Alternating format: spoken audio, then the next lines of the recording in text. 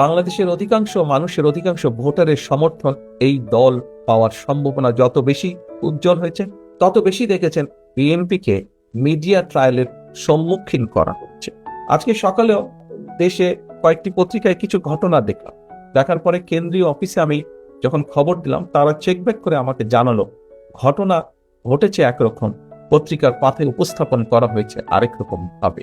প্রিয় সহকর্মী বৃন্দ, এই বিষয়গুলো আপনারা সুন্দরভাবে, আরো পরিষ্কারভাবে যুক্তিতর্ক দিয়ে আপনারা তুলে ধরতে সক্ষম। অর্থাৎ যেই কথাটি আমি বলতে চাইছি, একটি মহল বা যারা ষড়যন্ত্র করছে বাংলাদেশ জাতীয়তাবাদী দল, বাংলাদেশি জাতীয়তাবাদী শক্তির বিরুদ্ধে, একই সাথে দেশের স্বাধীনতা সার্বভৌমত্বের বিরুদ্ধে, তারা তাদের অবস্থান থেকে তাদের সাথে যে সকল মিডিয়া হাউসের সম্পর্ক আছে তাদের মাধ্যমে ঠিক 1/11-এর সময় যেভাবে বিএনপিকে মিডিয়া ট্রায়ালের সম্মুখীন করা হয়েছিল, ঠিক একইভাবে এরকম একটি প্রেক্ষাপট ধীরে ধীরে তৈরি করার চেষ্টা তারা করছে।